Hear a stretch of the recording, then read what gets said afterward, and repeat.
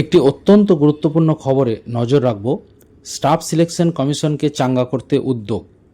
বর্তমান পত্রিকায় লেখা হয়েছে, রাজ্য সরকারের বিভিন্ন অফিসে কর্মী নিয়োগের জন্য গঠিত স্টাফ সিলেকশন কমিশন বা স্টেট এসএসসি সক্রিয় করতে উদ্যোগী হল সরকার।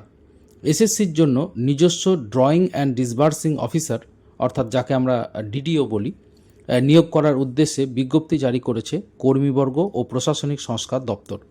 এসএসসির এক উপসচিব ভিডিওর দায়িত্ব পালন করছেন, অর্থাৎ ডিডিওর দায়িত্ব পালন করছেন।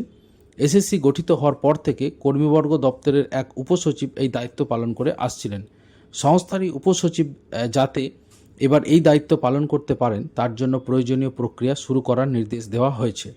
কোনো সরকারি অফিসের যাবতীয় খরচ সংক্রান্ত বিল ডিডিওর মাধ্যমে ট্রেজারিতে যায়, তাই ডিডিও পদটি খুবই গুরুত্বপূর্ণ। নিজস্ব ডিডিও নিয়োগের মাধ্যমে এসএসসিকে সক্রিয় করতে চাইছে সরকার, এমনই ইঙ্গিত পাচ্ছে প্রশাসনিক মহল। এসএসসির চেয়ারম্যান আগেই নিয়োগ করা হয়েছে। সংস্থার অফিস নেওয়া হয়েছে নিউ টাউন এবং সল্টলেকে। রাজ্য সরকারের বিভিন্ন অফিসে গ্রুপ সি এবং গ্রুপ ডি কর্মী এসএসসির মাধ্যমেই নিয়োগ করতে চাইছে সরকার। তো বুঝতেই পারছেন, অত্যন্ত গুরুত্বপূর্ণ এই খবর।